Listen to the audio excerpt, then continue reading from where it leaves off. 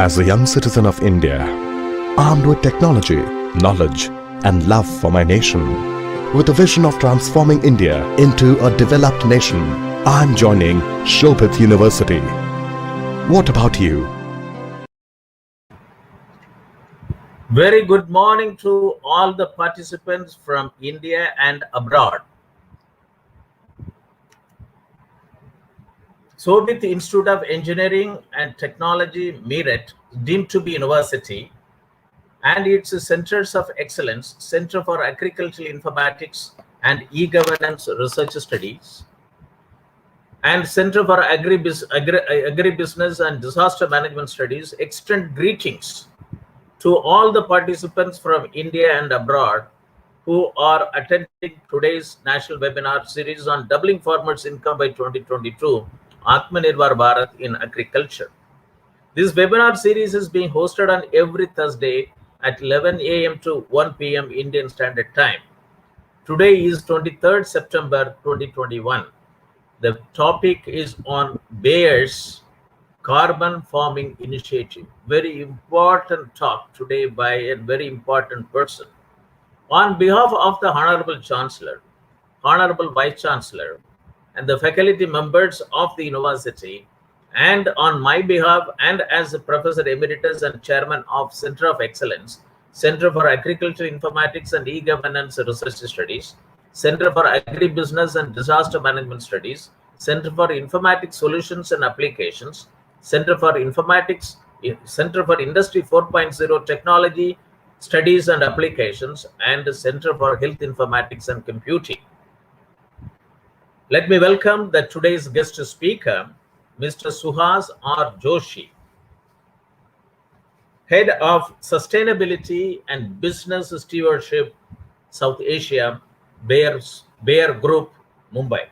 For the benefits of the participants and guest speaker, so far under this webinar series, the university has organized 45 webinars on the topics, namely, role of agricultural cooperative societies and e-governance. The country has got about something like 1 lakh primary agriculture cooperative societies, and then about 22,000 primary fisher cooperative societies in the country.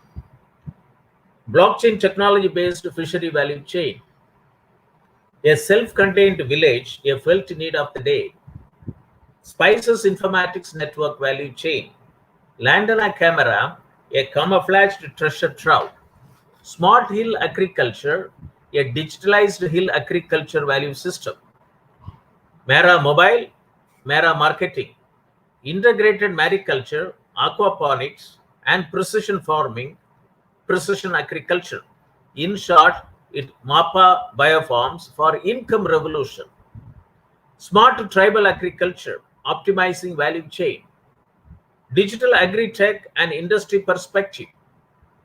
Land resources information systems in India, present and road ahead. Weather decision technologies for increasing farm income. Big data in smart farming. Sustainable soil and land management for climate smart agriculture.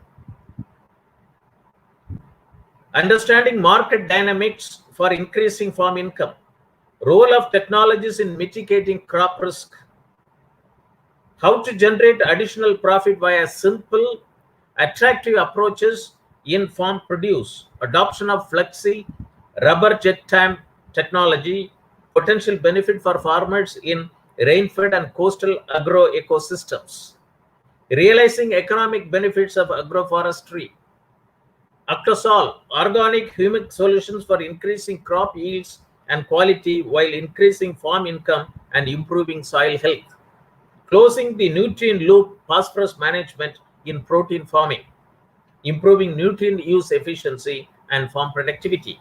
Artificial intelligence enabled pest management technology for agriculture crop protection without pesticides. Empowering farmers through extension and knowledge dissemination, role of mass media. Smart poultry monitoring solutions. Agrobiodiversity, intellectual property laws, agriculture and farmers' welfare, and insight into the issues for India's agrarian economy. Manufacture and application of biochar for increased soil fertility and crop productivity. Sustainable integration of livestock with agriculture for farm income increase. Role of geographical indications on improving farmers' income, lessons from Asia Pacific region. Dairy Informatics Network Value Chain, a dairy tech startup perspective for farmers' income increase. Spices Informatics Network Value Chain, a turmeric startup perspective for farmers' income increase. Generating sustainable on-farm income through fintech interventions. Nutrition-sensitive agriculture, pathway for farmers' income. Artificial intelligence and data analytics to ensure optimal nutrition in the soil. Harvested food that minimizes human disease. Bioenergy supply chain, a business opportunity for rural enterprises and farmer produce organization. Tech enabling India's tech-starved farmers for manifold increase in productivity and income. Open insurance ecosystem for agriculture produce, risk management, solutions to overcome repercussions on farmers' income, market stability, and food safety. Role of mass media for farmers' income increase, a case study from Green TV. Agriculture Stack, AgStack, open source digital infrastructure for the agriculture ecosystem, a Linux Foundation project. Circular bioeconomy towards resilience, urgent need for redefining raw materials and modified waste management policies and regulations. Agritech, new horizon in Indian agriculture, supporting of farmers for marketing will only help doubling of income by 2022. Rural transformation for farmers' income increase, case studies from impoverished districts. Mobile-enabled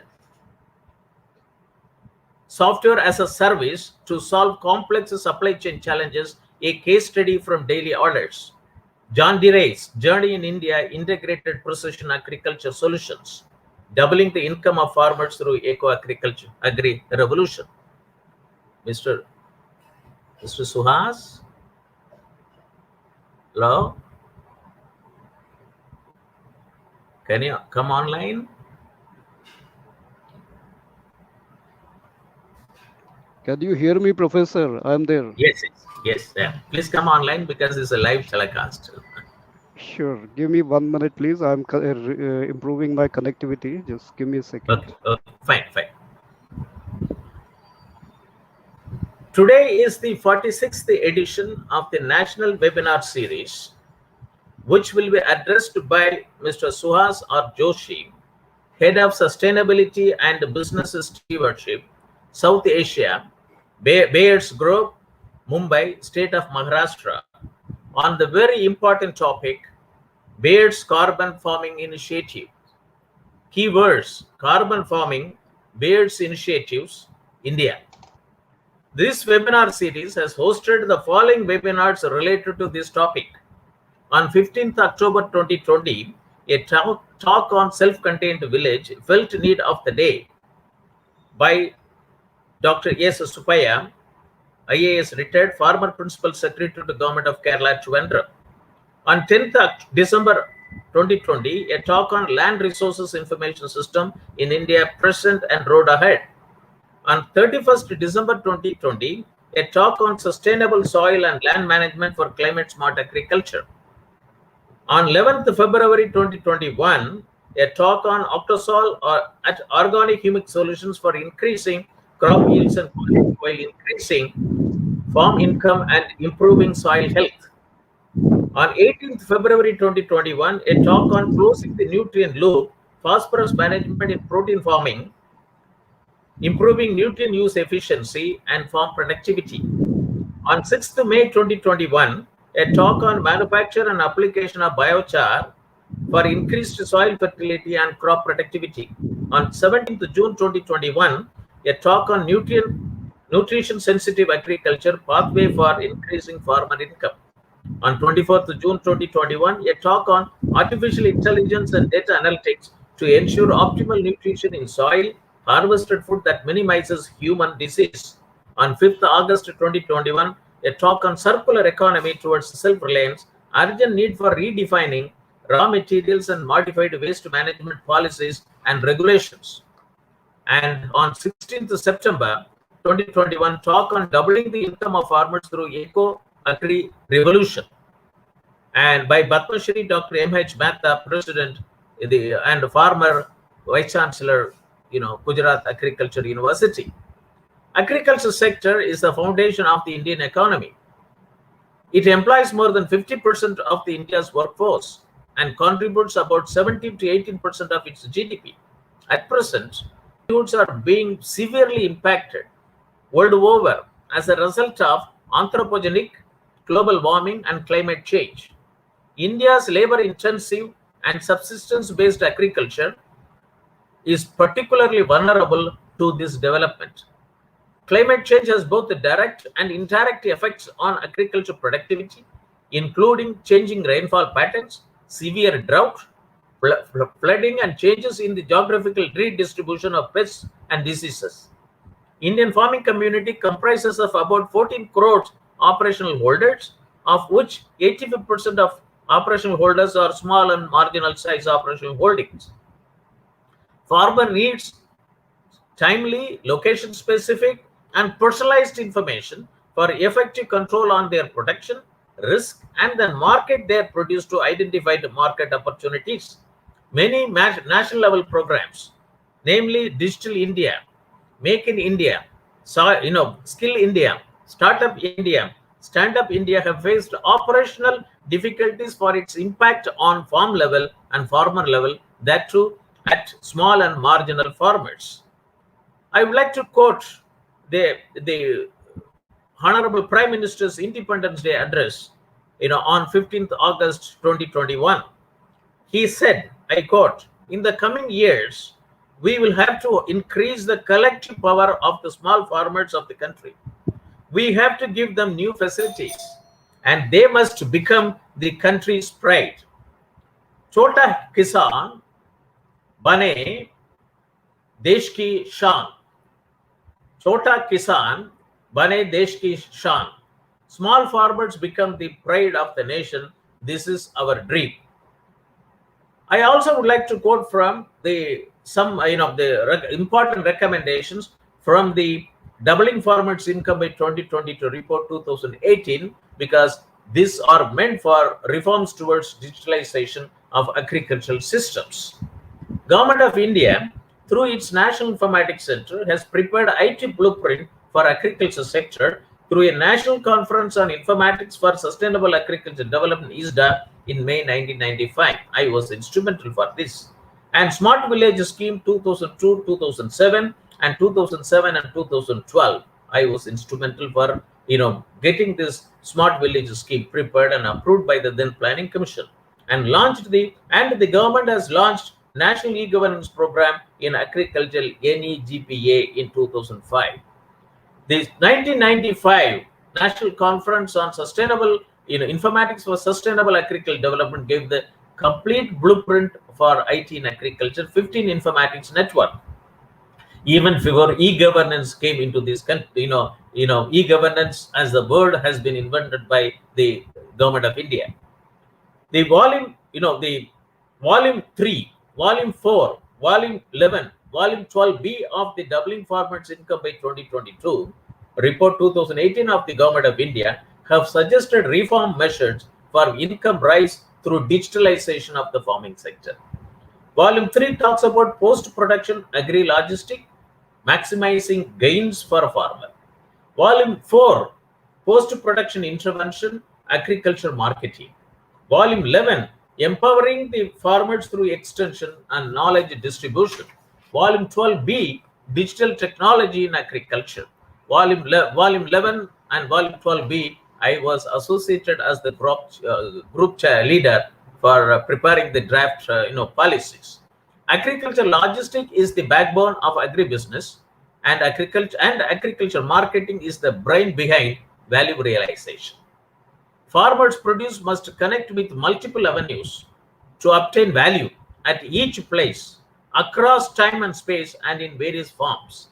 Volume 12B have suggested strategic use of digital technologies in farming system lifecycle through 7 mission mode programs, which is given in detail in chapter 10 of the report, namely digitalized agriculture.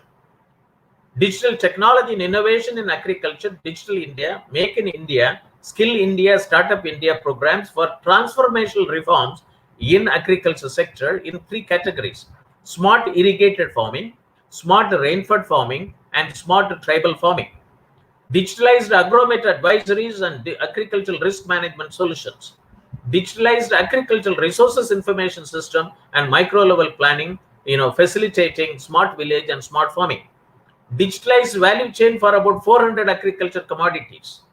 Digitalized access to input, technology, knowledge, skill, agricultural finance, credit, marketing, and agribusiness management to farmers.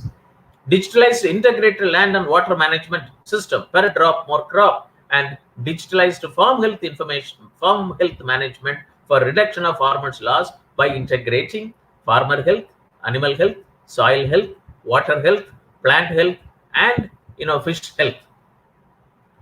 There are 3 farm acts which were enacted during 2020. They are the game changer, and the Centre's Committee on Doubling Farmers' Income has recommended boosting digital initiatives. Atmanirbhar Bharat is the self-reliant India is the vision of the Prime Minister of India, Shri Narendra Modi, of making India a self-reliant nation rested on 5 I's: intent, inclusion, investment, infrastructure, and innovation based on 5 pillars, namely quantum jump in economy, in the infrastructure, one that represents modern India, systems 21st century technology driven, demand whereby the strength of our demand and supply chain should be utilized to full capacity. Vocal for local and make in India for global are gaining strength day by day. The reforms announced have been systematic, planned, integrated, interconnected, and futuristic for creating strong enterprises, generating employment, and robust supply chain. This is our intent. Atmanirbhar Bharat in agriculture was now, through the 3rd tranche of Atmanirbhar Bharat Abhiyan, has provided rupees 1.5 lakh crore as a booster for agriculture sector. Now let us come to understand the various terminologies associated with today's topic. Ecological farming. Ecological farming is recognized as the high-end objective among the proponents of sustainable agriculture. Ecological farming includes all methods, including organic, which regenerate ecosystems services like prevention of soil erosion, water infiltration and retention, carbon sequestration in the form of humus, and increased biodiversity. Ecological farming is a pioneering and practical development which aims to create globally sustainable land management systems and encourages review of the importance of maintaining biodiversity in food production and farming end products. Shift from chemical to ecological agriculture should, however, be gradual.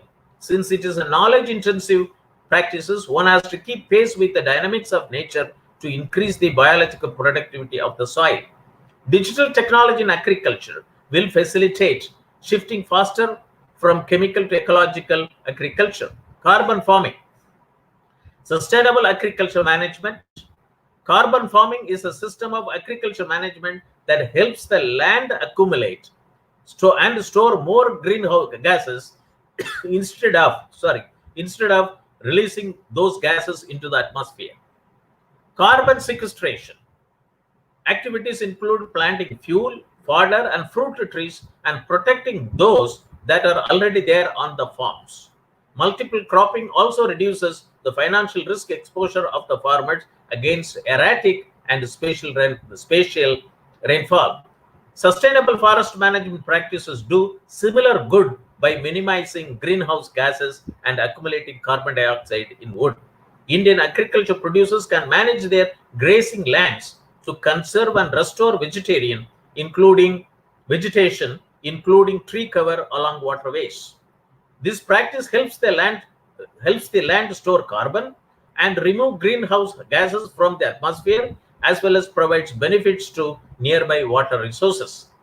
Landowners can also implement fertilizer reduction strategies, such as applying compost or biochar, that reduces the amount of greenhouse tied up in vegetation.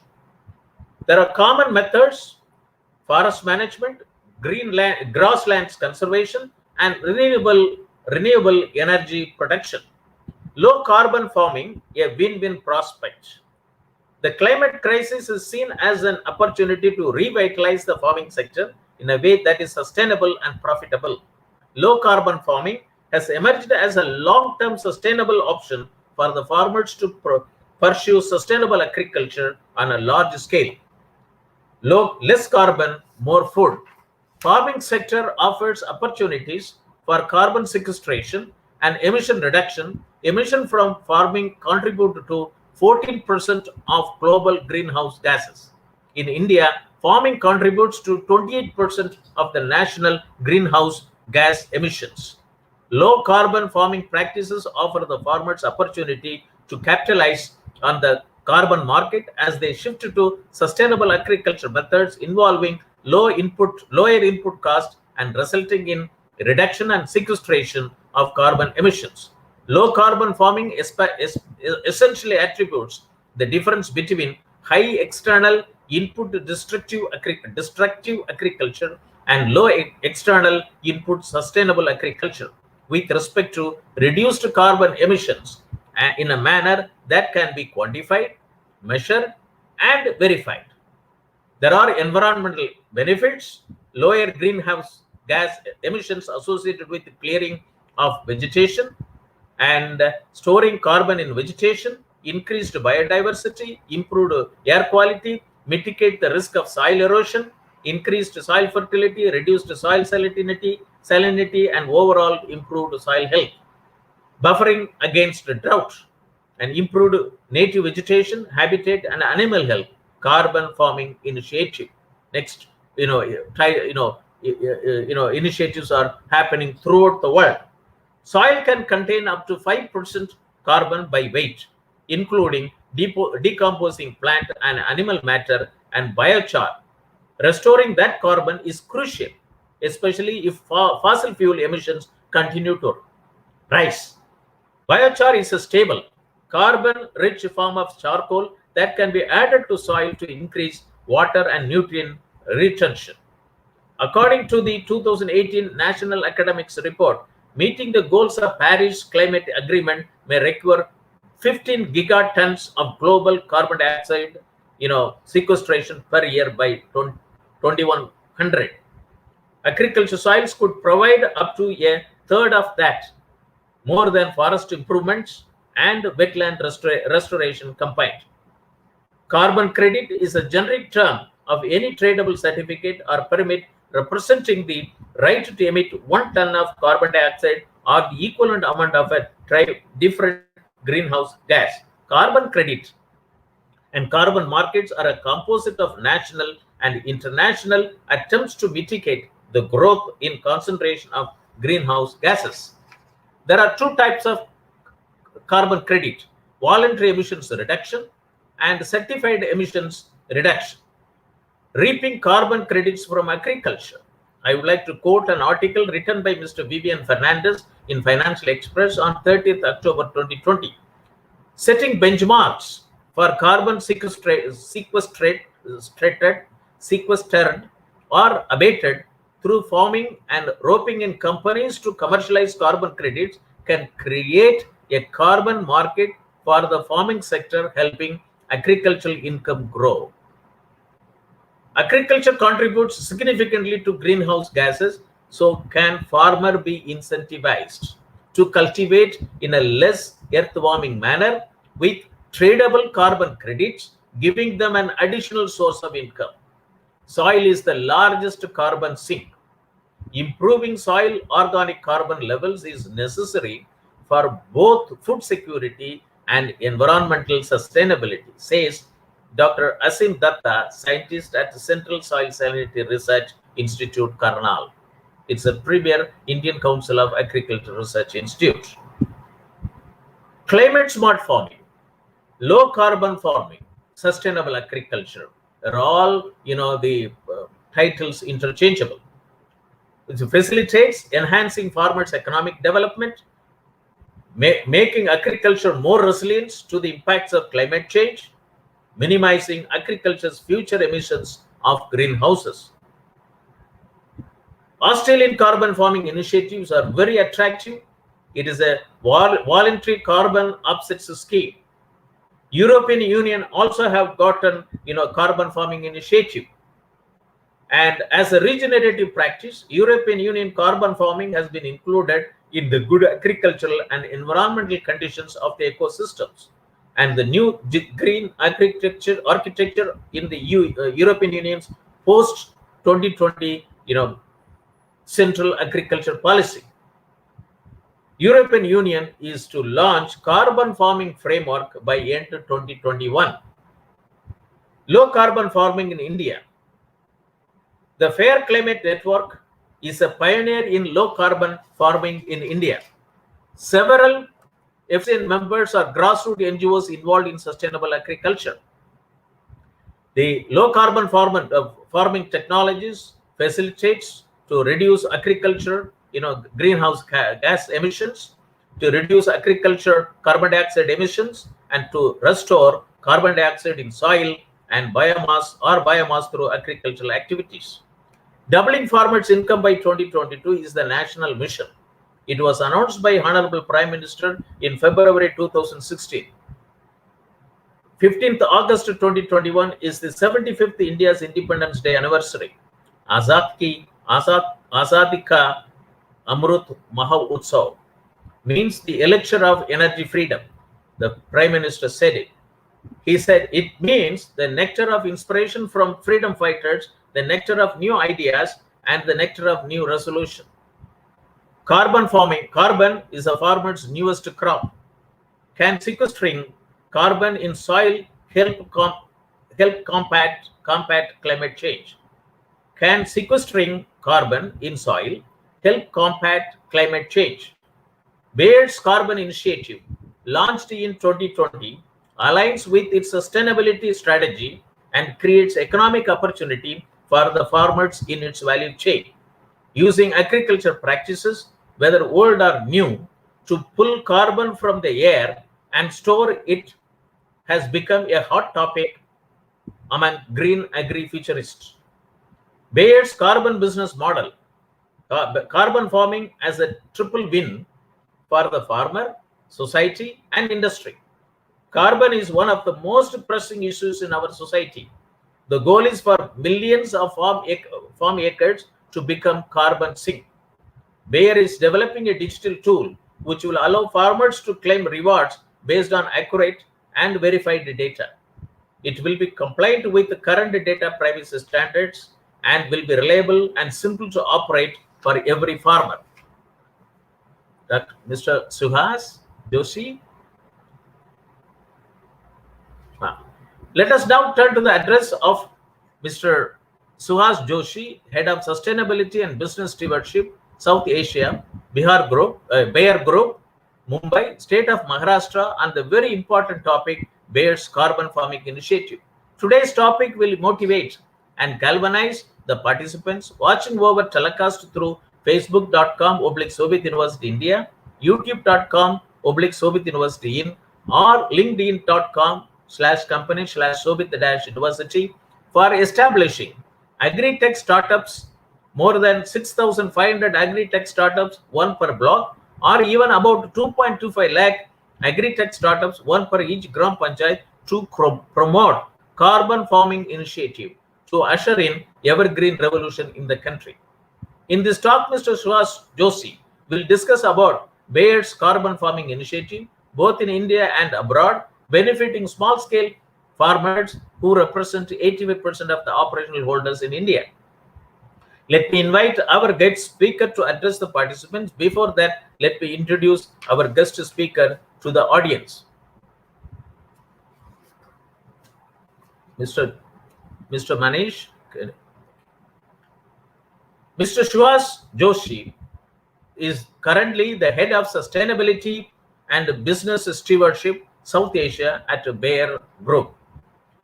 Mr. Suhas has held senior management positions in some of the India's agribusiness companies, with his experience ranging from marketing to strategic planning.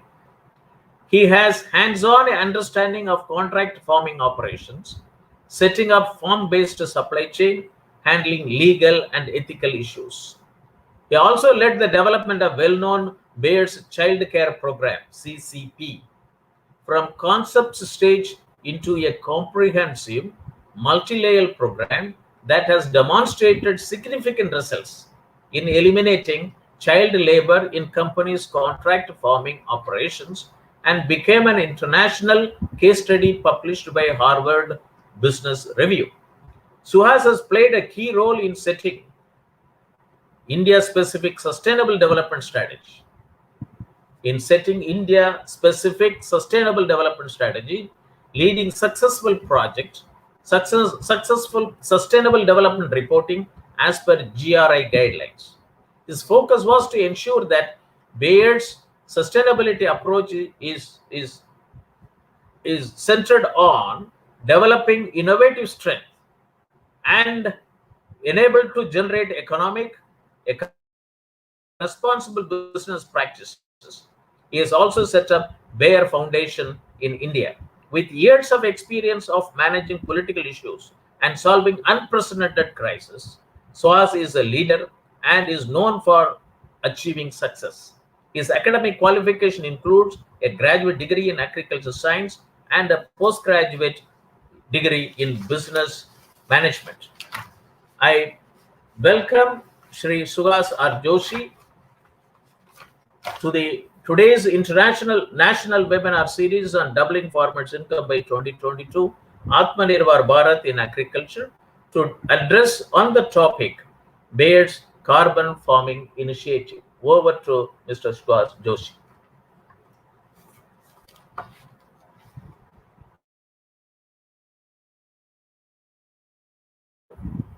Okay, your voice is not coming. Hello?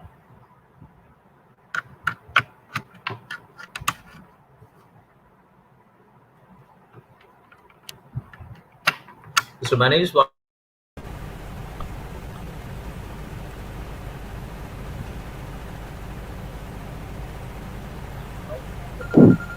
Am I audible? yes, Yes, sir. yes, sir. Excellent.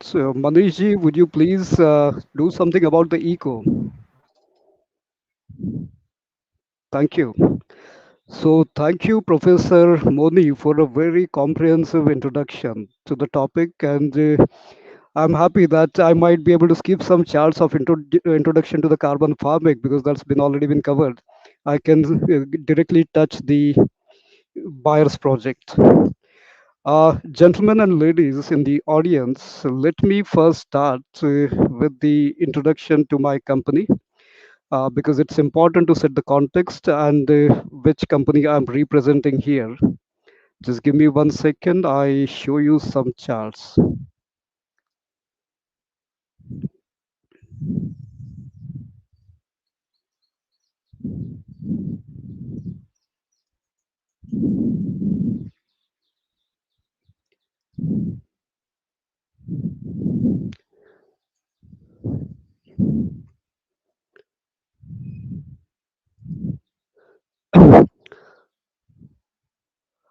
Well, to start with, Bayer in India has been the best employer.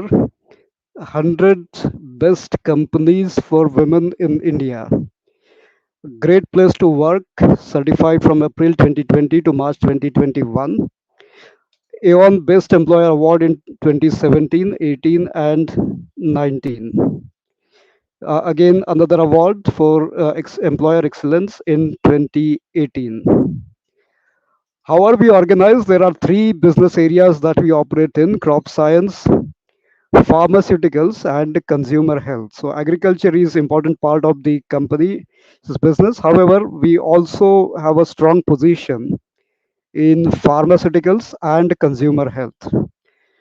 In crop science, we focus on innovative chemical and biological crop protection, seeds, traits, digital technologies, and services. In pharmaceuticals, prescription products for cardiology, women's healthcare, oncology, hematology, ophthalmology.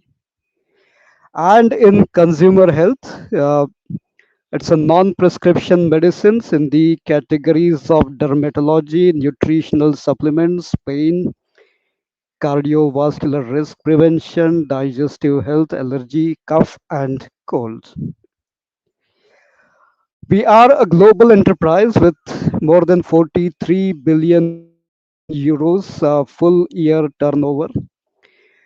More than 100,000 employees across the world, to be precise, around 103, 800 employees.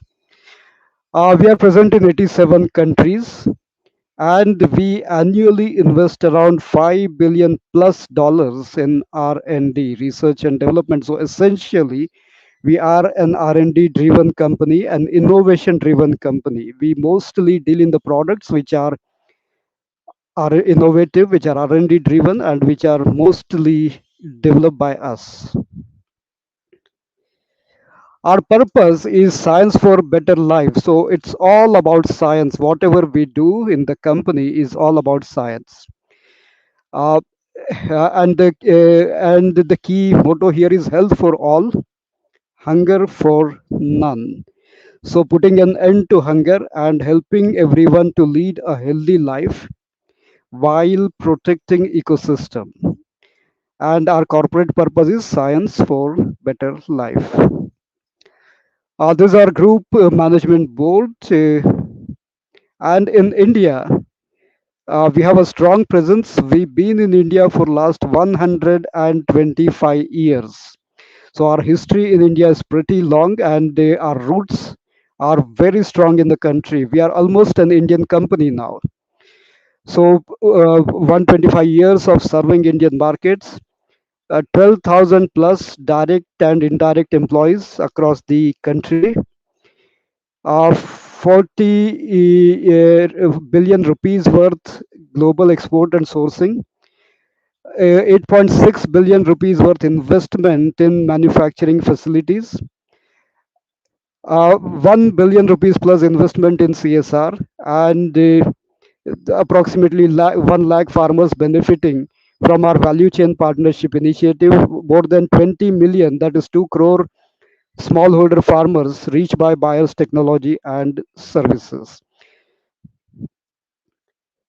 Sustainability, the RISE carbon program is a key here, and there are other initiatives. I come to that after this. So, gentlemen, the interesting topic of the day, carbon farming. Professor Moni has already introduced this topic to all of us. What is the importance of the carbon farming and how it usually functions? So I wouldn't be spending much time on that. Let me spend more time on the theoretical construct as well as the practical application of carbon farming. Where does this entire concept of carbon farming originates from? And where possible in future it will take us to? What are the key criteria? What are the key dimensions in this entire exercise? So, gentlemen, if you have read recently and if you are aware of the global happenings, after the taking over of Biden administration in 2020, one of the first things President Biden did was releasing an executive order ratifying Paris Climate Agreement. And this has been a watershed act. Before Paris, it was the Kyoto Protocol that was in place. And the Kyoto Protocol has been very instrumental in building the climate credit, carbon credit framework, carbon trading framework over last 20 to 30 years. But that needed some updation, that needed some improvement, and therefore the ratification of Paris has been a very important milestone for the for reducing the impact of climate change, as well as creating a framework for carbon trading and carbon markets. So now what happens? What was the situation in Kyoto and what happens in Paris? Just quick overview. So Kyoto was effective till 2020. It has given us the framework for international emissions trading, the clean development mechanism, and joint implementation, starting 1997 and basically became effective in 2005. Another milestone was establishment of EU ETS, exchange trading system, in 2005, and then 2015 the Paris Agreement, which was finally adopted in 2020. So now in Paris we have cooperative mechanisms and sustainable development mechanism, and in Paris now most of the countries in the world, including developing countries like India, has a climate commitment, which wasn't the case before. So now most of the countries in the world have something called NDC, nationally determined contributions.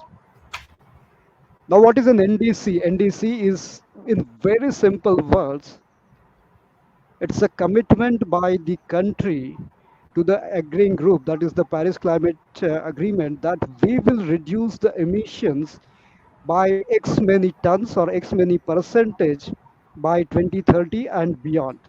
So that is our national commitment, which wasn't the case before for the developing countries. And now developing countries like India also have to meet these targets. So the Paris brings more number of countries to the table with very concrete commitments. What happens when a country like India or any other country makes a commitment? Let's try to think about it. Very commonsensical ideation here. If a country has made an emission reduction commitment, ultimately who has to meet that commitment? Well, governments don't produce much carbon. Of course, some countries like India, where PSU is strong and there are so many activities being done by the government, road construction, some infrastructure development activities, some carbon would definitely be generated. But the majority of the carbon in a country would be generated by the industry, and a small part, around 10-15%, by other economic activities like agriculture. So when a country makes a commitment, ultimately that commitments percolates down to the industry. The industry would have to support the government in order to meet that commitment. Now let's take example of any typical industry, how a company or how a factory would meet carbon emission targets. First thing, they will have to make their own individual micro commitments which are aligned with the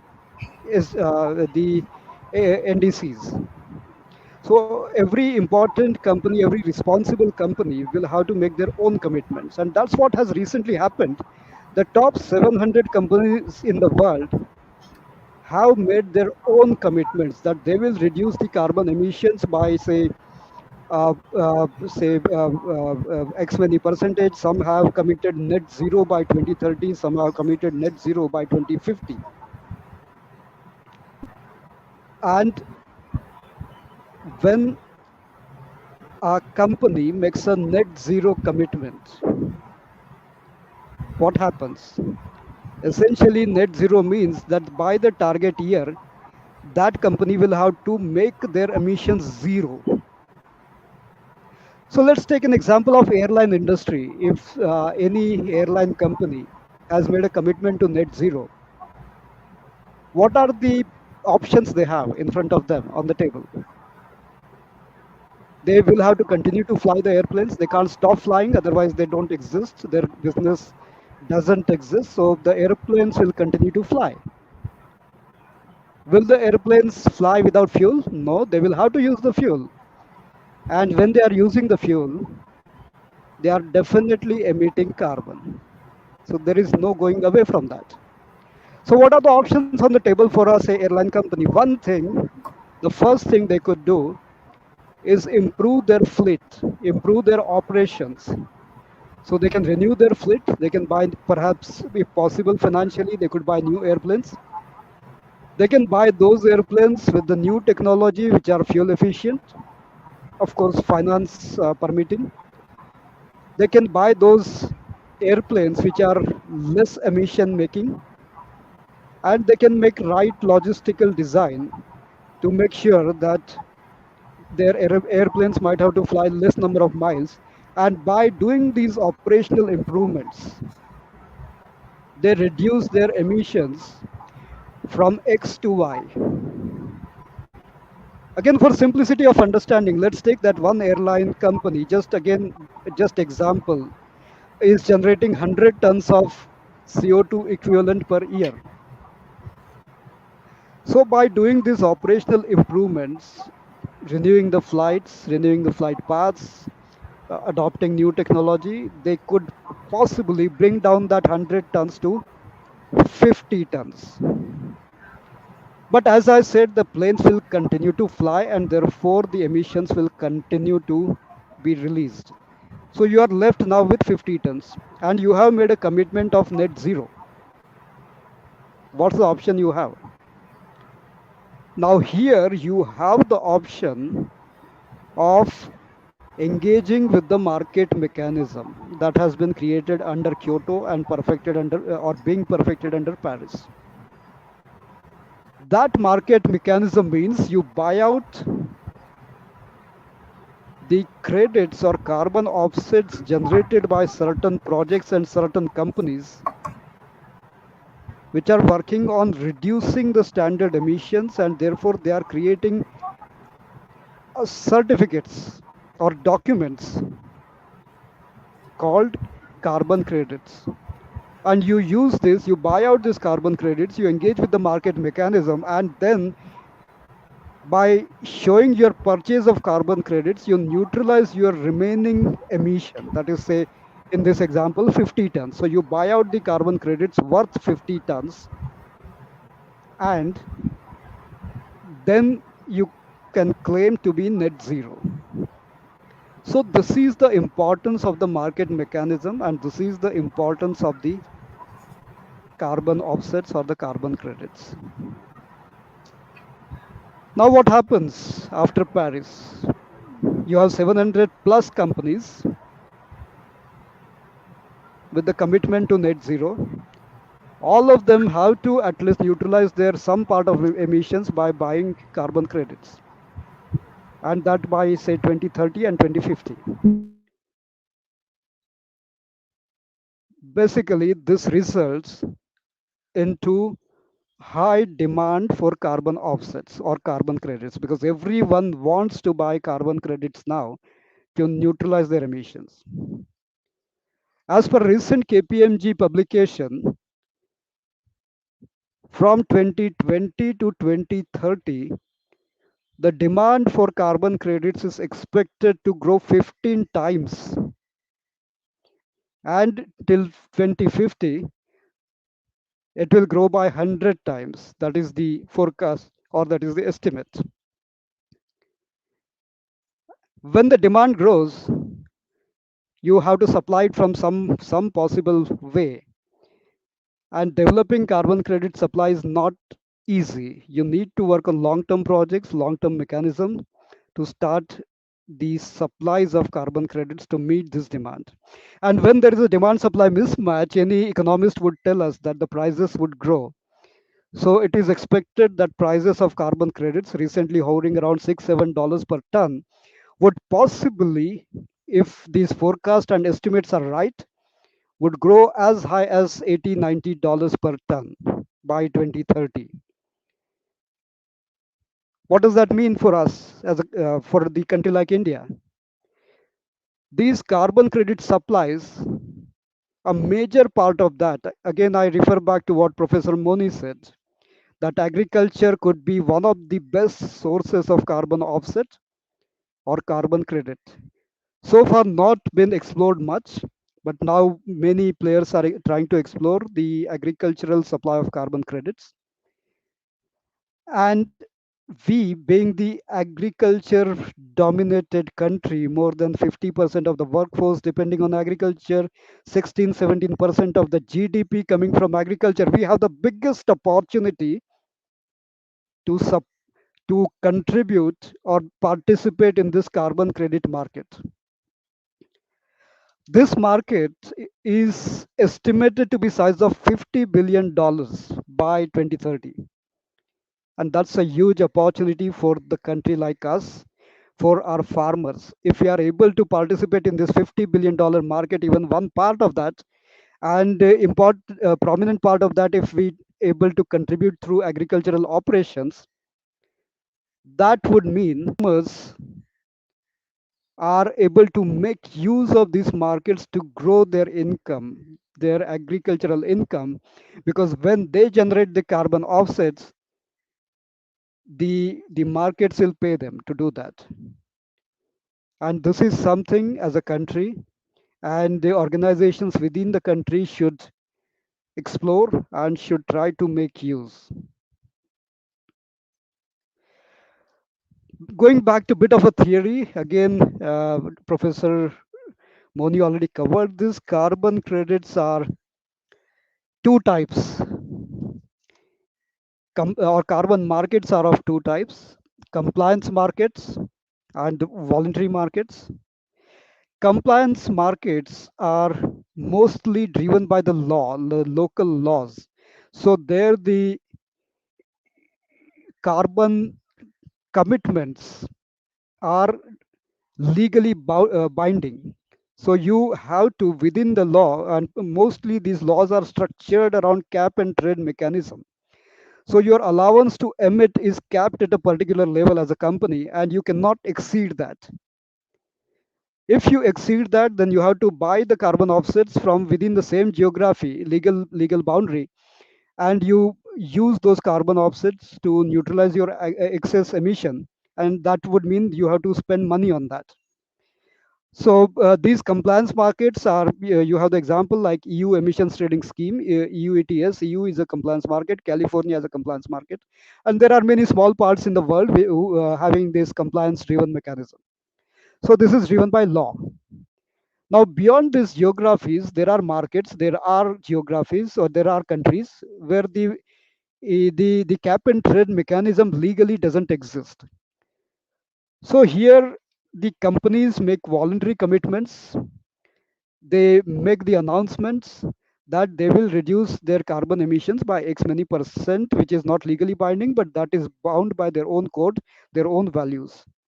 And here, the offsets they can buy or the credits they can buy are the voluntary carbon credits. And usually these credits are equal to 1 metric ton of carbon dioxide equivalent. That is 1 t CO2 equivalent.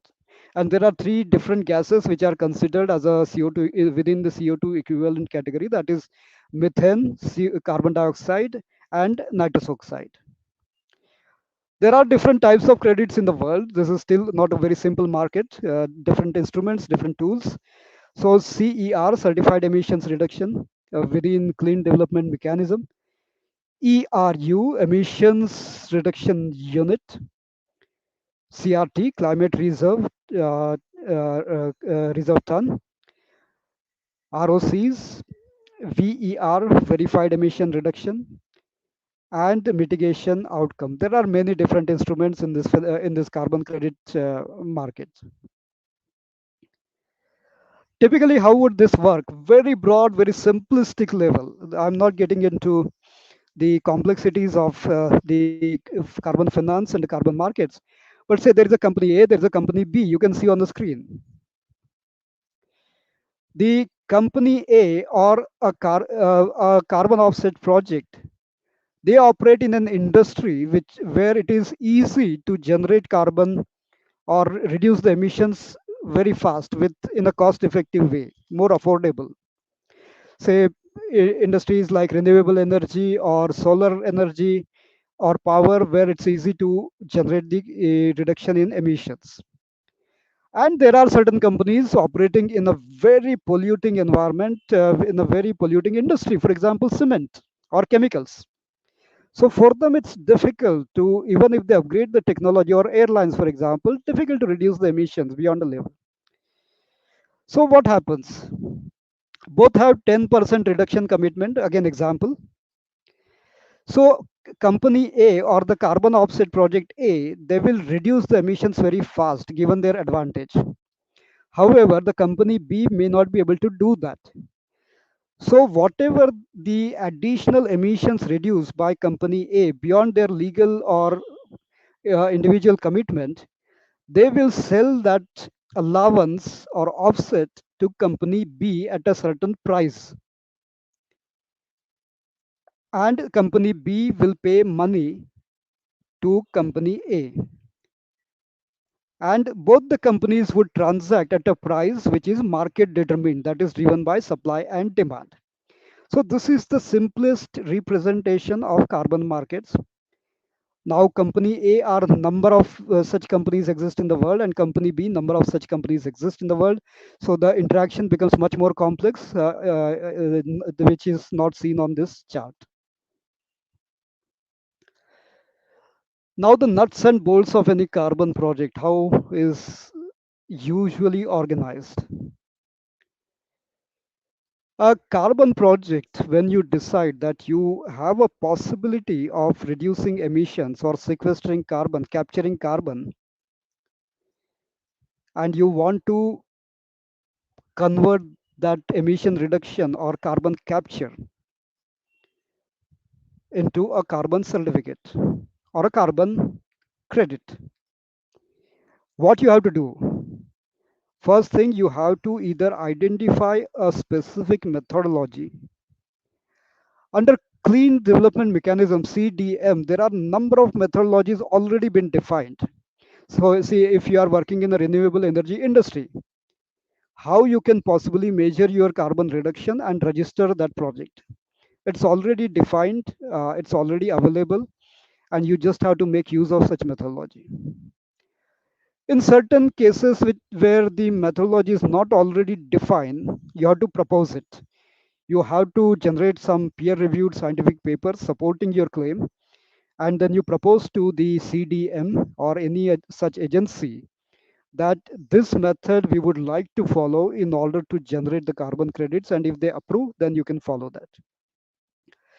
Then you develop a project document which is called PDD. So in the PDD, you have to document your entire project approach, starting from how would you be able to reduce the emissions or capture the carbon.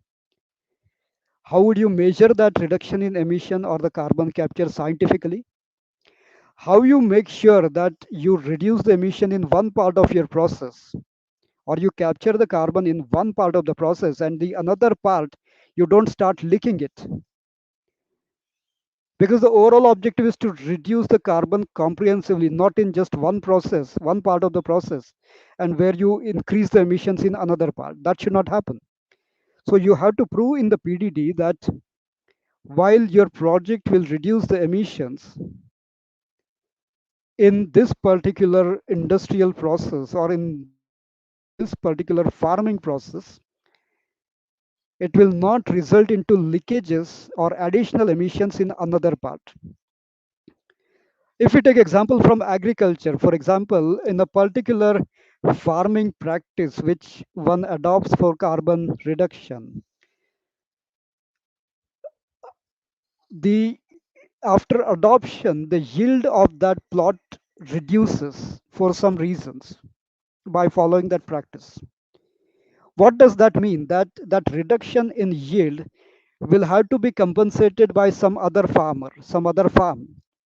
And that would mean the overall emission levels in that geography or in the world would remain the same. In one place it reduces, another place it grows. So it's compensated. So that would mean such activities and proposals will not qualify under carbon credit generation, because you are not making a comprehensive impact. You are just reducing somewhere and increasing somewhere else. So under PDD, you have to prove that this process will not result into leakage somewhere else. And with this comprehensive document then has to be submitted, validated by a third party, and then submitted to some global agencies. We call them carbon standards or carbon registries. There are some examples like gold standard. There is another called Vera VCS, and there are many more. So this project has to be registered with them, and you start the implementation of the project. There are audit agencies empaneled by these standards. They will audit you, and based on their positive finding, the credits will be issued. As I mentioned that for any carbon project, there are specific requirements for you to prove that anything you are doing is additional. So if there is already a technology which is predominantly being used in a country, which has already reduced the emissions, and then you are trying to say that I will install one more plant of this technology and reduce the emissions, that means that you are not additionally making an impact. So such projects or such proposals do not qualify.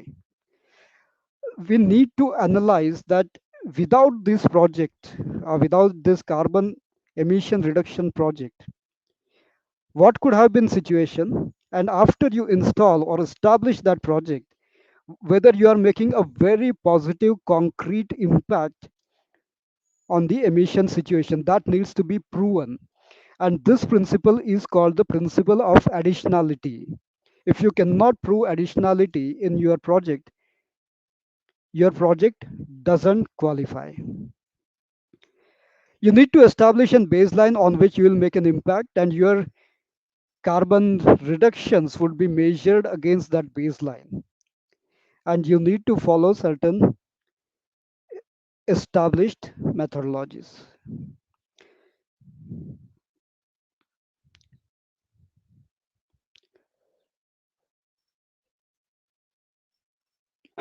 So let's come to the buyer's carbon program. We are, as I introduced you in the beginning, Bayer is predominantly an agricultural company. We have a very strong relationships with the farmers across the country, all parts of the country.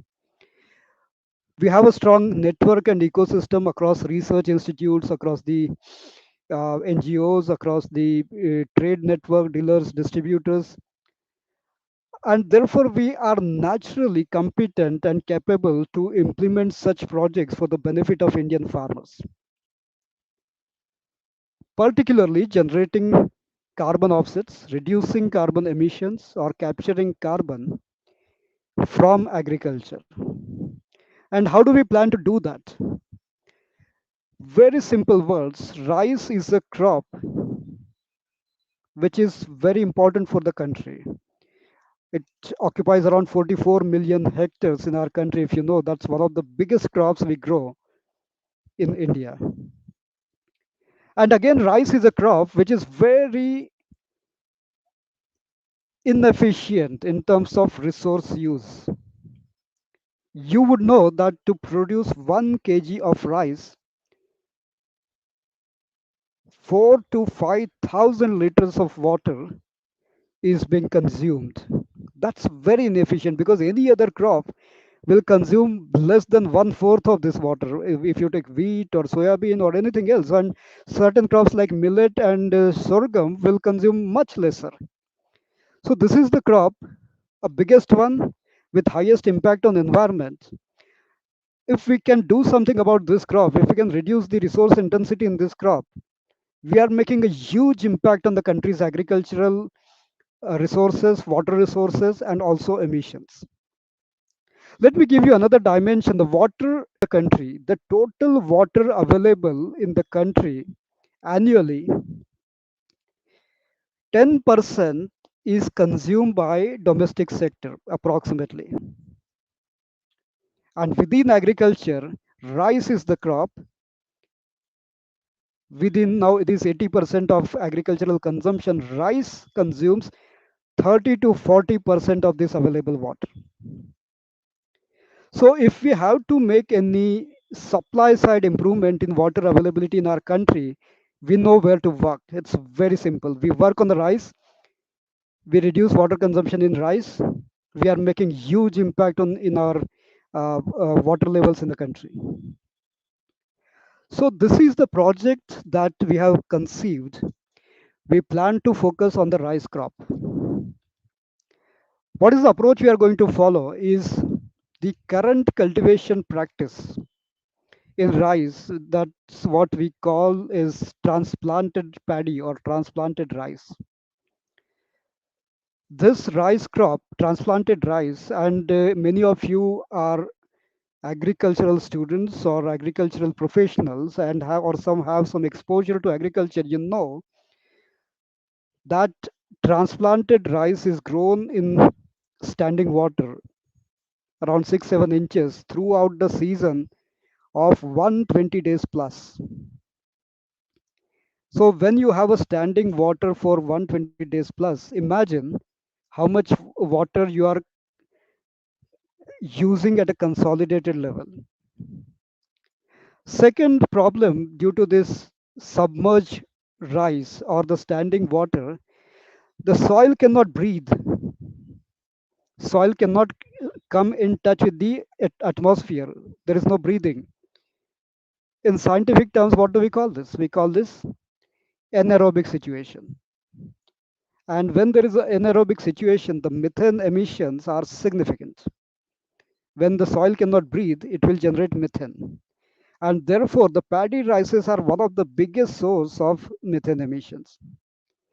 So the simple approach here is encourage and motivate the farmers to switch from transplanted rice to other techniques like DSR, direct seeded rice, or alternate wetting and drying, AWD. It's easier said than done.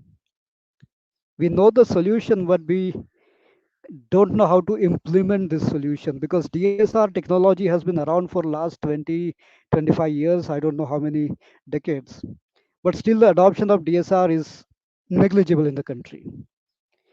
There must be some reasons why this is not adopted widely by the farmers.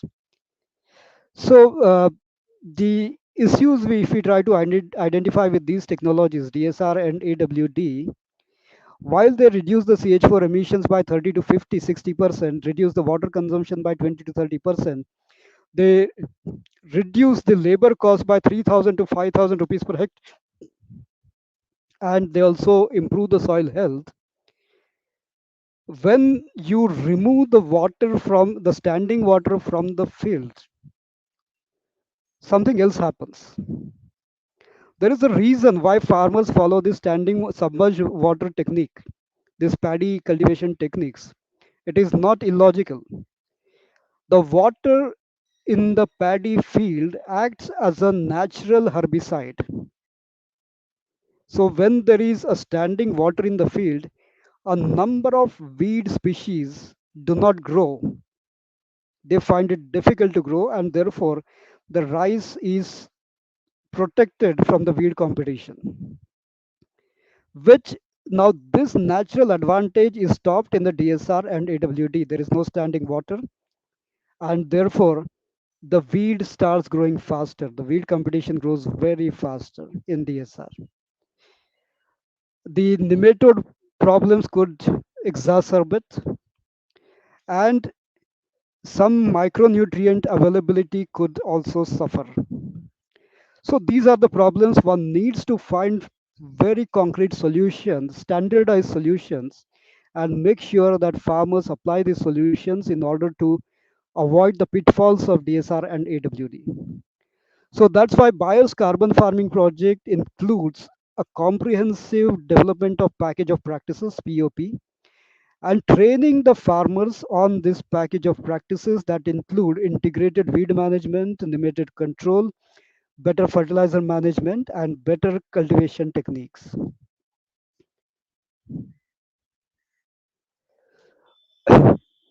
Now, as I spoke, 44 million hectares we have under rice. But not all these 44 million hectares are ripe for adoption of DSR or AWD. Farmers would not be changing the practice unless there is a very strong push, unless there's a very strong motivation. And that push or that motivation is gradually developing in some parts of the country, not everywhere still. The major push is coming from the limited or unavailability of farm labor. And this we see very visibly in Northwest, Punjab, Haryana, also many other parts of the country, where the farm labor is becoming less available and more expensive. And this could be the paradigm shift in rice cultivation because the major resource in transplanted rice is labor. The transplanting process is very labor intensive. When you plant a nursery, waha se you have to pull out the plants from nursery, you transplant them in your main field. This is a labor intensive process. And if you find an option where you don't need so many laborers, you don't need this transplanting process, you perhaps would like to switch very fast. And DSR gives you that advantage because there is no transplanting process involved. And here farmers can save in labor 3,000 to 5,000 rupees per hectare. And this is the trigger now, which is becoming very relevant in Punjab, Haryana, and other parts.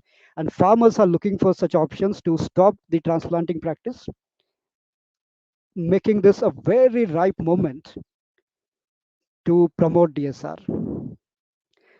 The same situation does not exist all over the country. Some parts still labor availability is good, or you have very small farms, you don't need external laborers.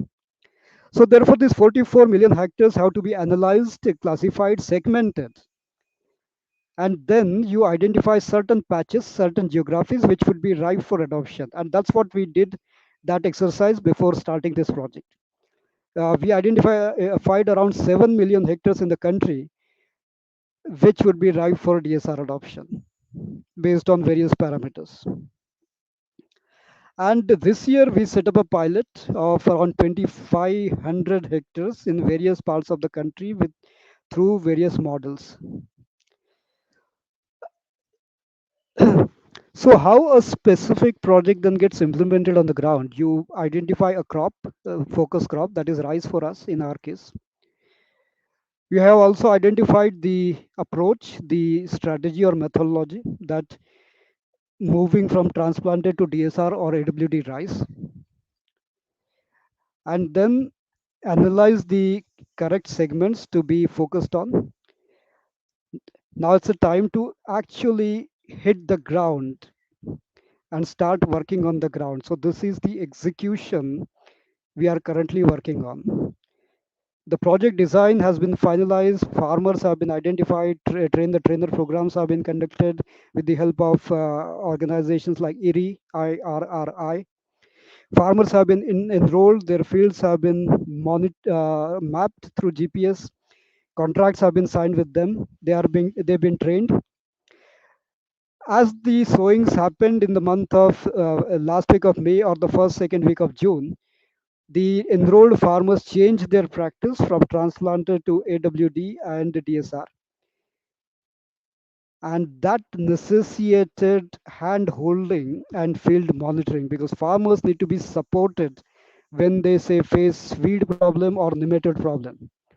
So we are supporting the farmers on the ground, how to handle various issues. Farm level documentation, remote sensing has been put in place to monitor on a sample basis. Now, once this is settled, there would be audit by a third party.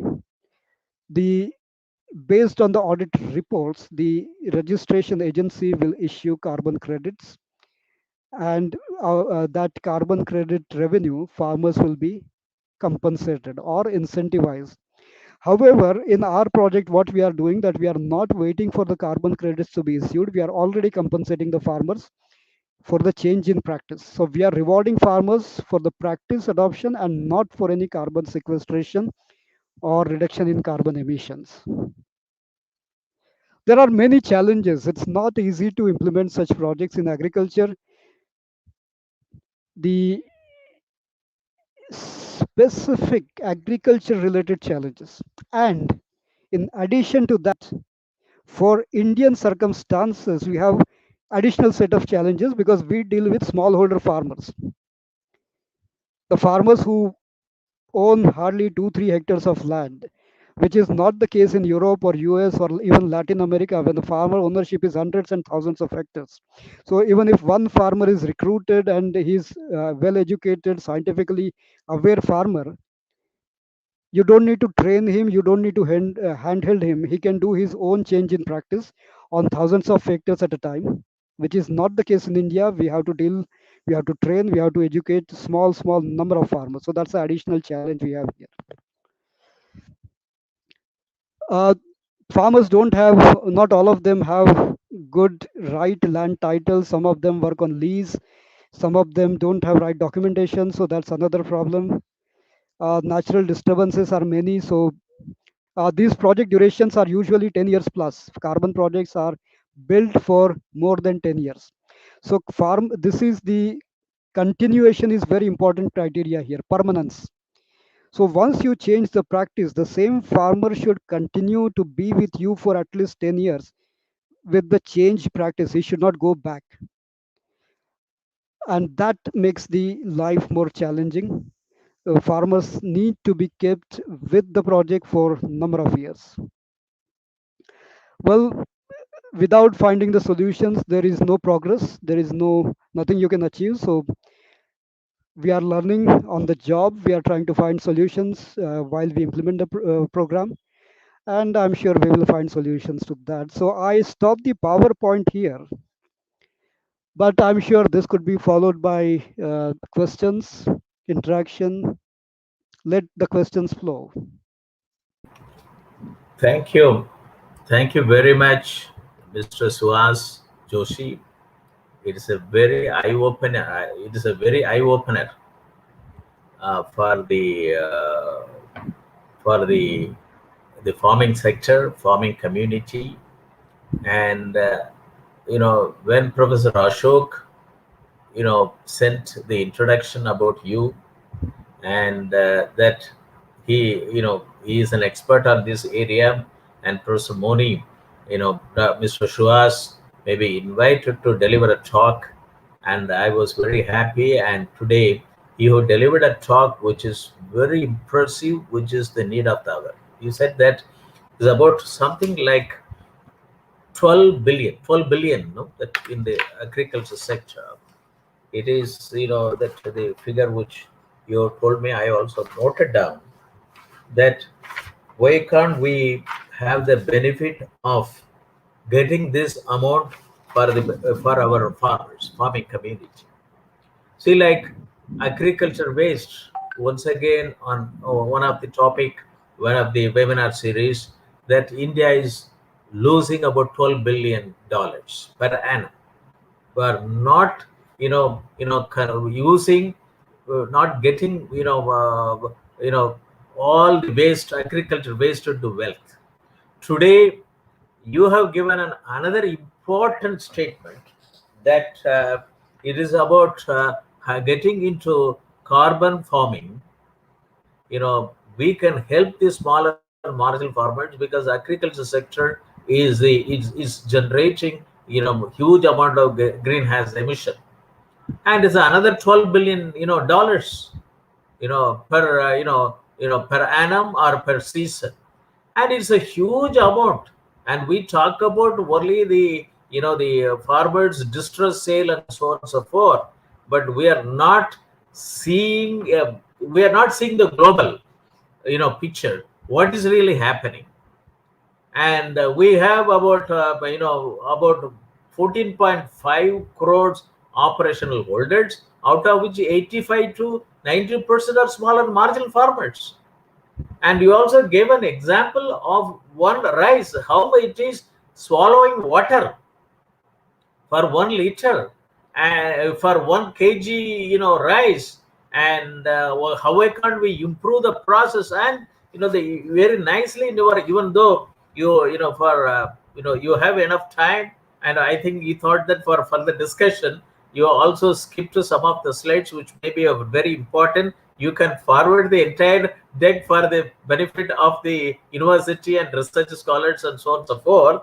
But I would like to, our Honorable Chancellor also has joined, but for the benefit of the participants, that I would like to summarize that, we are, summarize your presentation so far, your talk so far, that the participants of today's webinar has got complete benefited from your talk today, because even though I introduced the topic, title, and so on and so forth, but the way in which you have brought out with practical experience how to go about it, that is more important. You have brought a good project management concept, how you should go about it, and global practices experience at the grassroots level, and that too at the smaller marginal farmers. And it's very important. You also traveled the journey from 1997 Kyoto Protocol to 2020 Paris Climate Agreement. This is order which has been it has come, and many countries has got nationally deterministic commitment, NDC, and whether it has been reached, whether it has reached the last mile, whether it is a small scale industries or heavy industries or the agricultural sector, primary sector and secondary sector. Primary and secondary sectors are the sectors which emit large greenhouse emissions. And this is an important thing. And you also talked about global governance, and also gave an example like an airlines company, how they should go for net zero to achieve net zero commitments, and the importance of carbon credit markets. One is carbon credit, another one is carbon markets, and how our farmers, you've taken the best example. You also said it, that agriculture is the best source for carbon credit and biggest opportunity in India for carbon credit offset. And you said it, 50 billion market. I quoted as 12 billion, but you said it 50 billion market. And this is an era of the webinar series on doubling farmers' income by 2022, and it is not doubling the farmers' income. It is that with the land alone can give him more money, more income.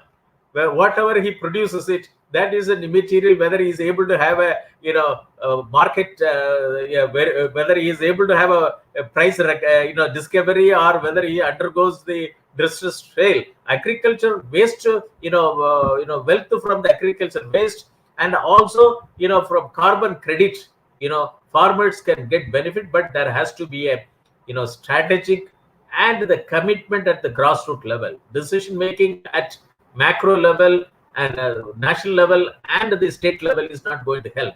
The village level, it has to happen. That is more important. And that friend, I think Baird's carbon farming initiative is very important. And then you also said it that the details of compliance market and credit tax, and also you were given very effectively carbon credit generation process. You talked about 8 steps. The 8 steps. Using these 8 steps, if both the Bayer and the Shobhit Institute of Engineering Technology, it is a deemed to be university, is the first university which has set up 5 centers of excellence to promote technology in rural India, to digitalize rural economy.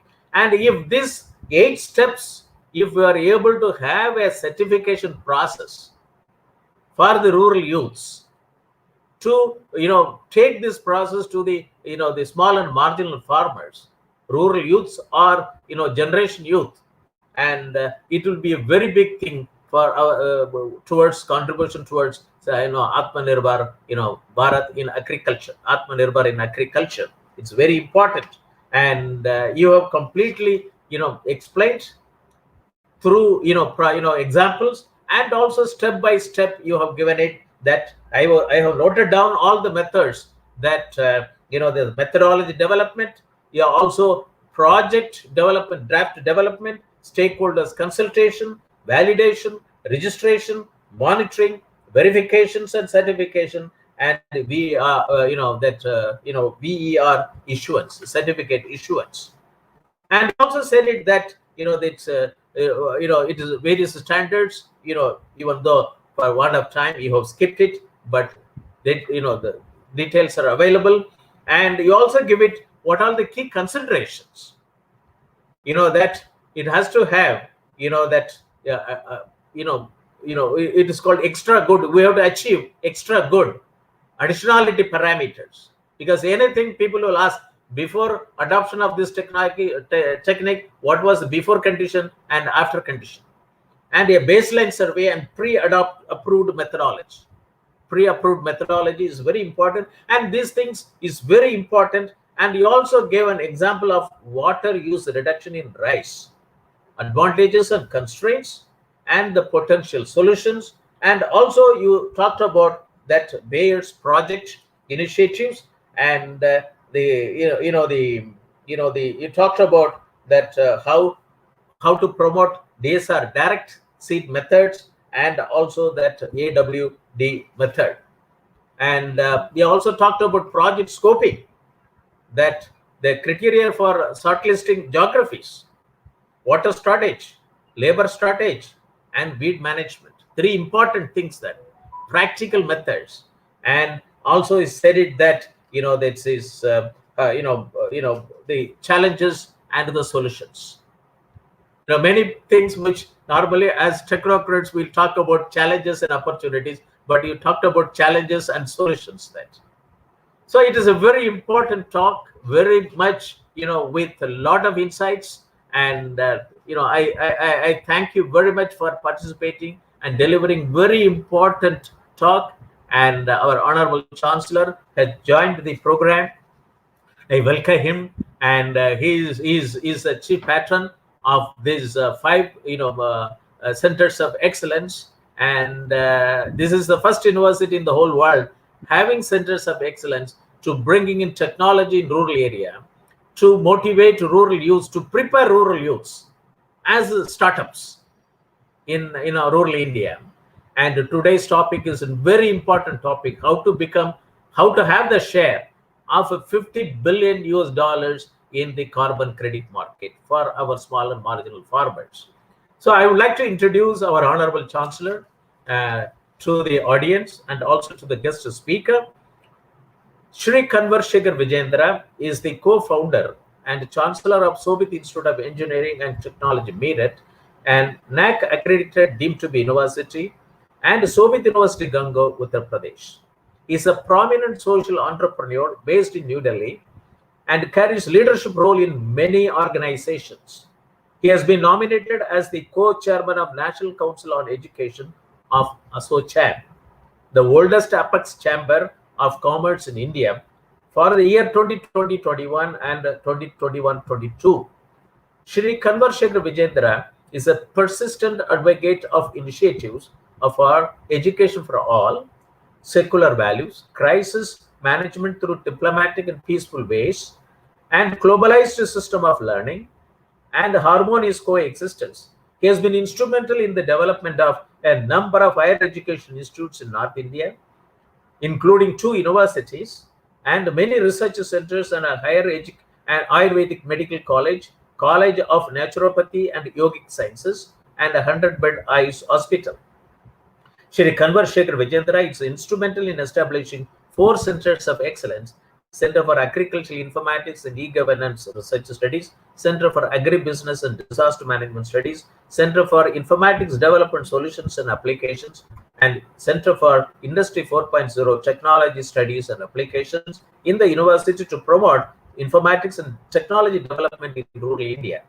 He is also planning to establish a Center for Health Informatics and Computing in the university. He is very actively involved with a number of social organizations. Acknowledging his contribution in the areas of education and other concerns, he has been copiously honored and awarded. He has traveled widely in India and abroad to the countries like USA, UK, Germany, Australia, Russia, China, South Korea, Vietnam, Mongolia, United Arab Emirates, Mauritius, Rwanda, Uganda, and Croatia, etc., to participate in various professional and social and educational activities. Shri Kunwar Shekhar Vijendra is a passionate Gandhian, the avid reader, keen learner, social speaker, occasional poet, and a dreamer. We welcome the Honorable Chancellor, Shri Kunwar Shekhar Vijendra, to participate in the webinar series and give his valedictory address, and also with a request to interact with the guest speaker, Mr. Suhas Joshi. And over to the Honorable Chancellor. Thank you very much, Professor Moni. Good afternoon, everybody. It is indeed a pleasure for me to be a part of this wonderful webinar series, Doubling Farmers' Income by 2022. This is 26th edition of this webinar series, which speaks about the importance and the quality of this webinar series, which is being organized by Center for Agriculture Informatics and E-Governance Research Studies and Center for Agribusiness and Disaster Management Studies of the university. So my compliments to Professor Moni for this untiring effort. Continuously you are doing and adding a lot of value to the university by creating new knowledge, new awareness, new possibilities. I was listening to Mr. Suhas Joshi. Thank you, Mr. Joshi, for joining us. Because generally what happens, people feel that when a university is having a webinar, so either academicians will be there, researchers will come. Very less number of practitioners are available, those who are willing to come on the platform and discuss and share the possibilities. And I'm happy to listen to you and to know that your company, Bayer Group, is doing so much for sustainability in the society, in the world, and a contribution, a visible, impactful contribution is there under your leadership. Honorable Prime Minister, when he was addressing the nation on 15th of August, he said one thing, Chota Kisan Bane Desh Ki Shaan. It looks like a slogan. Some people may say that it is a political slogan. But if we look in depth, this is what actually India's pride lies there. A small farmer, if they are healthy, if they are prosperous, if they have food, they are happy, and they are capable and competent, then only this nation, which is completely based on agriculture, will be happy, healthy, and progressive. And I'm sure that your efforts on carbon farming, your company's efforts, what you have shared, are contributing in that possibility. You mentioned about 50 billion market. It's huge. The country is talking about 5 trillion economy. And every contribution is going to help. But these possibilities, how these possibilities can become a reality, this is what we on this platform are trying to explore. You are 46th speaker, as I mentioned. So every time, whenever somebody comes and joins us, we are trying to explore the possibilities, how we can do something to turn the possibilities into reality, the potential into reality. And today, I'm more confident after listening to you, after seeing your presentation, that whatever challenges are there, solutions are also existing there.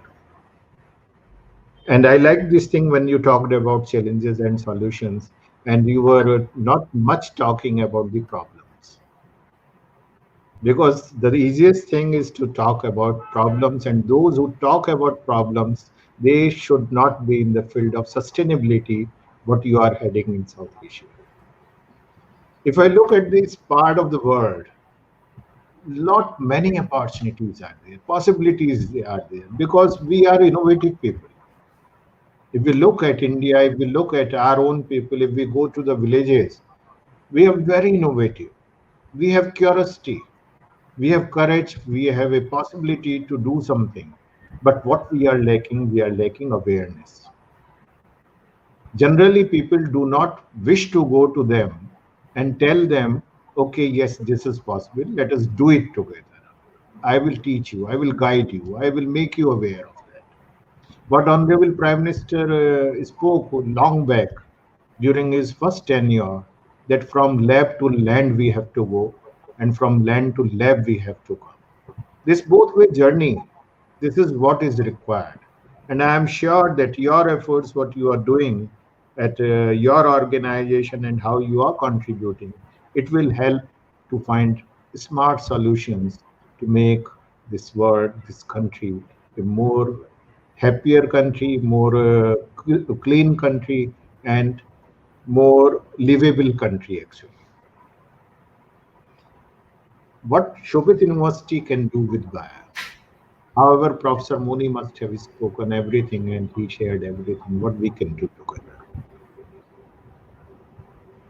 We are looking forward for two things from all those organizations, those who are working and contributing to see that how we can double the income of the farmers.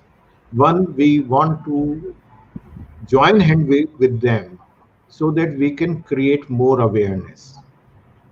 With thousands of students in our campuses, definitely that is a platform. If we speak something, that goes to thousands and thousands of family households.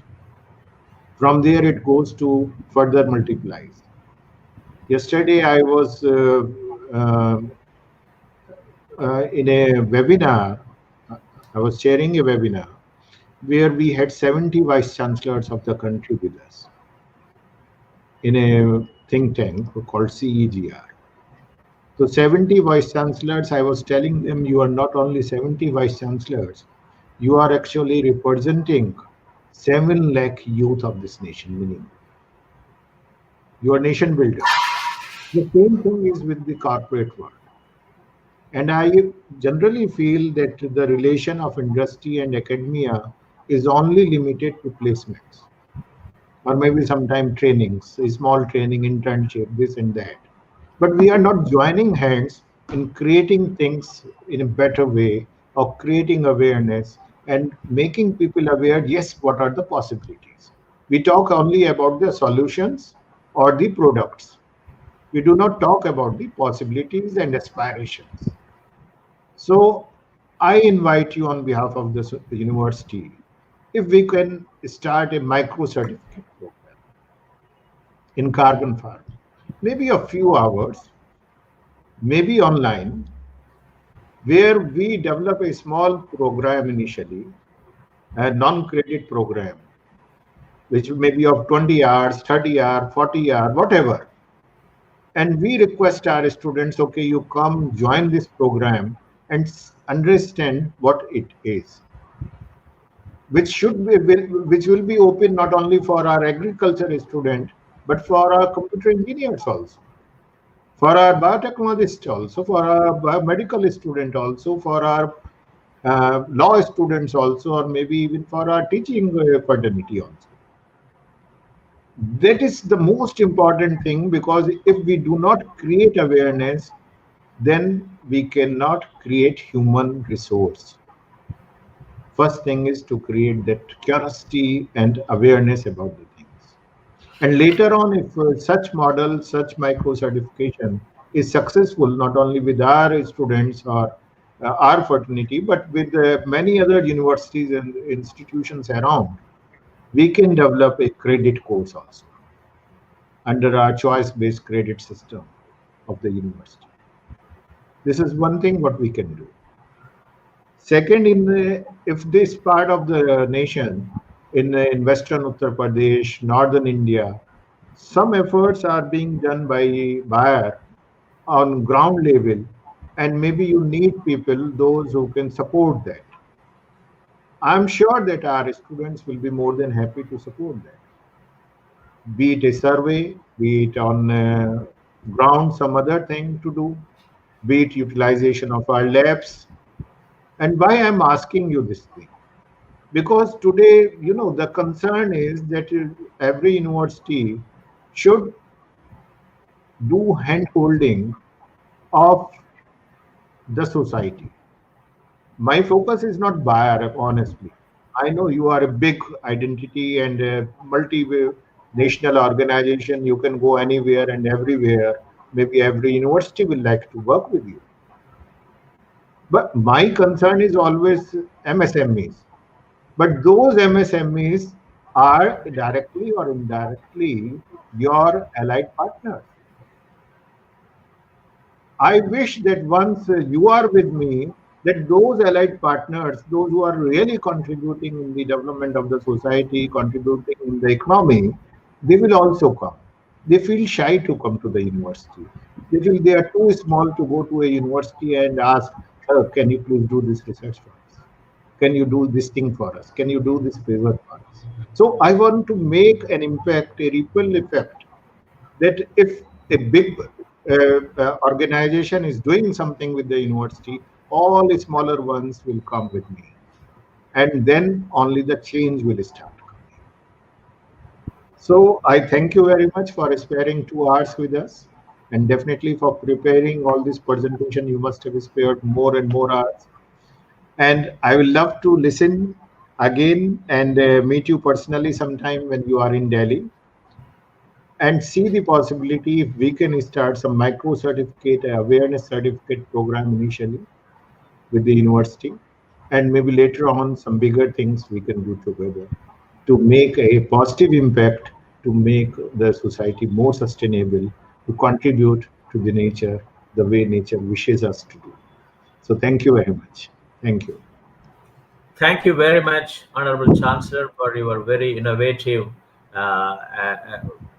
valedictory address in this national webinar series on doubling farmers' income by 2022. And you are always, your valedictory address is always with an action plan, and what how the university and the industry collaboration has to take place to provide services to the society, how we can impact the society with the technology advancement. And the examples which you were given, that we are working with the small SMEs, we are working with small and marginal farmers, we're working with smaller undertakings. But the thing is that if a bigger organization like yours, a global organization like yours, Bayer, if a Bayer group and the Soviet Institute of Engineering Technology can join together, then the services to the small and marginal farmers or SMEs can get benefit out of it. And it's a very important thing. And he also said it very nicely that we always look for, so far industry and academia is only for with respect to placement, but the time has come that how to work together to bring in solutions and products, and also the opportunities for rural youth to join. It is a very important thing by creating this new knowledge. And he also quoted that the Prime Minister's statement that lab to land and land to lab.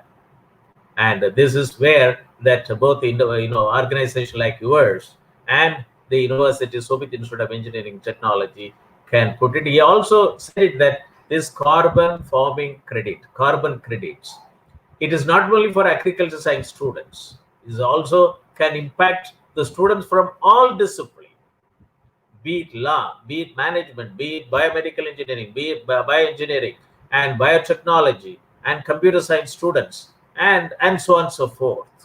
And even the mechanical engineering students who are all try to get into industry 4.0 technology and health, health sector and so on and so forth.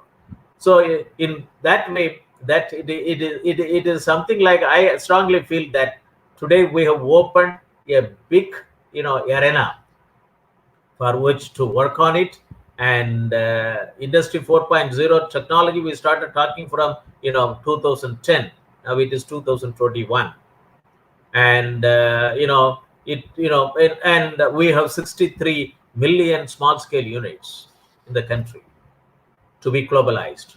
We have 14.5 crore operational holders who are doing agriculture, out of which 85% are small and marginal farmers. They have to be globalized. And the rice, they produce it. And they are the food security network in the country. They don't produce the commercial crops, and they have to be globalized. More income they should get it. So we have, today you have given a pathway, both the Honorable Chancellor and the Mr. Joshi. You have given complete pathway, defined and redefined. And I'm very happy as the moderator of the program. And I'm also, when I started this program, I started with my fingers crossed. And today it is the 46th edition. And Dr. Ashok Dalwai is the Secretary to Government of India and the CEO of National Rainfed Area Authority. And he was also former chairman of Doubling Farmers' Income by 2022. I worked with him for 2 committees. And he said it, Professor Moni, please forward the presentation stack of Mr. Joshi to me. It is a very important topic, and I may not, because he is under quarantine. He was previously COVID infected. Now he has to take rest for 1 more week. Otherwise, he would have participated. And he sent a message to me that, Professor Moni, this is a very important topic, and please forward the presentation slides which Mr. Joshi would talk about that.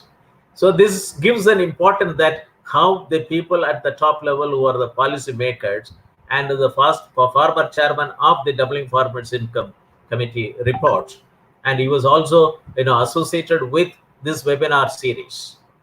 And he was invited. He delivered an inaugural address on 18th August 2020. Today is that 23rd September. We completed 46th edition.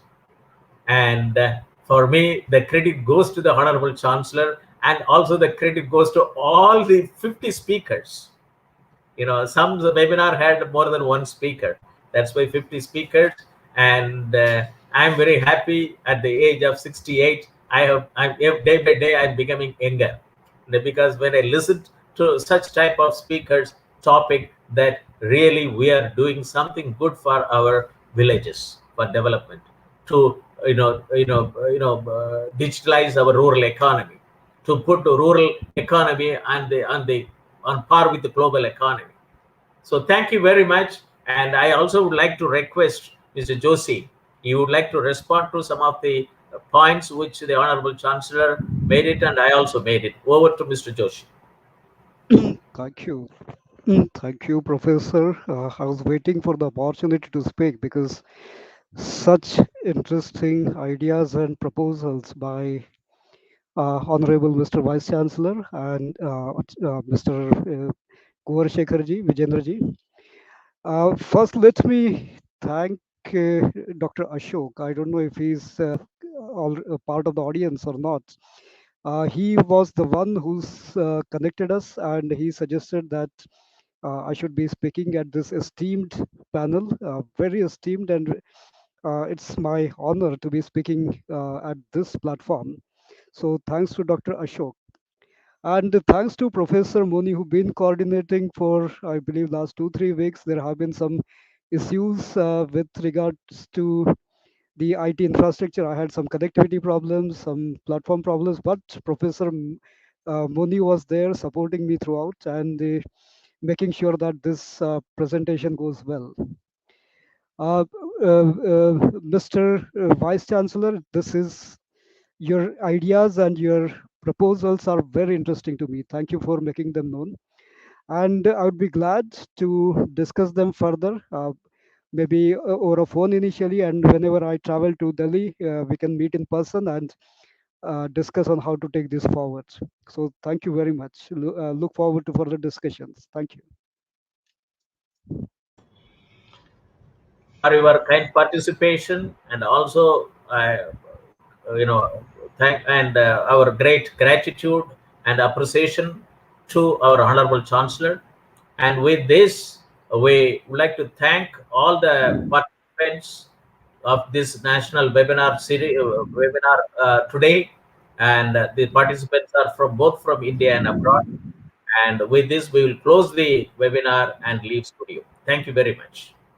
And Thank thanks you, for Prof. participating from Shobhit University. For more research inquiries, please contact Professor Moni, Professor Emeritus and Chairman, Center for Agricultural Informatics and E-Governance Research Studies, and Center for Agribusiness and Disaster Management Studies, and former Director General, National Informatics Center, Government of India, New Delhi. My email ID is moni@shobhituniversity.ac.in. Have a nice day. We will